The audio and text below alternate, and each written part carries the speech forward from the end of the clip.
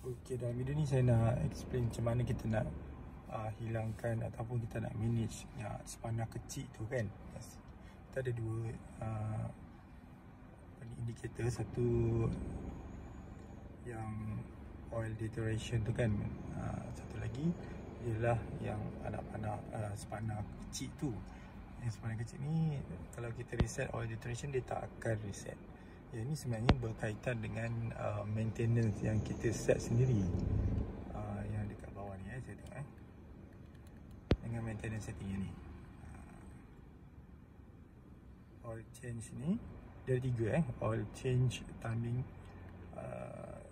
notice, oil filter change notice, ataupun yang satu lagi tire rotation. Okay, so yang ni biasanya service center yang akan buat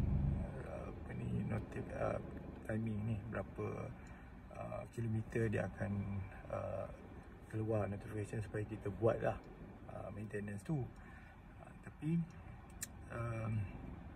setengah service center kadang dia terlupa nak buat benda ni kan. Tapi sebenarnya yang ni kalau kita tak buat pun tak apa, sebab kita tahu macam contohnya saya sekarang dah 148,000 dah kat 150,000 kan. So kita dah tahu dah kita akan buat servis 10,000 kan. So yang tu kalau kita nak offkan pun tak apa. Yang ni kita boleh offkan oil change dengan oil filter. Macam ni saya test hari tu untuk tire rotation. Yang ni saya set tu cuma 500 je. That's why dia dah keluar spana tu, dia dah lebih daripada 500 km. So sama ada kita nak reset dan kita set semula berapa puluh ribu, 10,000 km, ataupun kita offkan saja. Itu pula pada kita sebenarnya.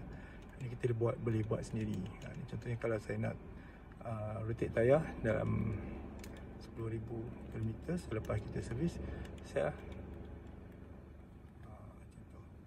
Dan saya pun ada set yang ni juga filter dengan ni pun saya ada set tu, bukan yang ni, oil filter. Satu lagi saya set oil ni Honda lebih. So ni kita reset, saya tekan reset saja kalau dah 10,000 kan. Oil filter change, reset. Tu dah hilang dah. Tapi sekarang ni saya reset pada 148,862 kan.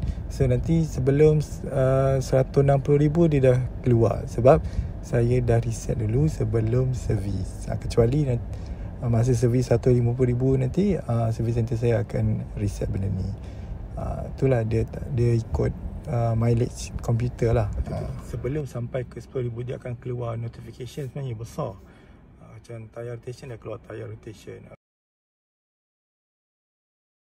kalau oil change akan keluar oil change. Tapi kadang-kadang kita tak perasan, dia keluar tu sekejap je dalam 2-3 saat masa kita baru start engine. Macam saya dapat tadi tentang tire rotation tu, yang ni saya tak perasan. So kalau yang tu sebenarnya setting dia dekat maintenance tadi. Bila kita dah reset dia okey lah.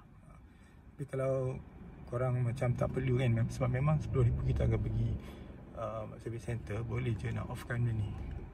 Macam service center saya, dia offkan sebelum ni, tak pakai. Lepas tu dah lama saya tak nampak benda tu. Bila saya onkan balik baru ada. Tapi tire rotation ni saya ingat saya kena buat lah kan, sebab supaya tayar tu, keempat tayar tu balance lah. So itu saja sebenarnya kalau korang nak hilangkan spana kecil tu, especially bila korang dah lepas servis tapi ada anak panah tu keluar kan. Mungkin dia orang terlupa nak reset.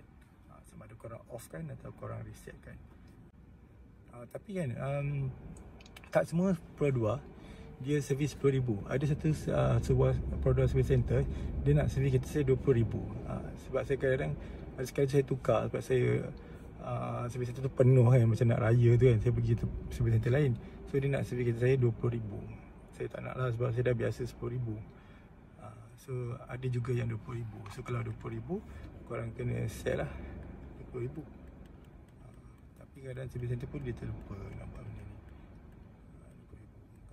Kalau kereta korang yang RM20,000, RM20,000 lah. Okay, itu saja nak explain pada korang yang bertanya hari tu macam nak hilangkan spana kecil tu.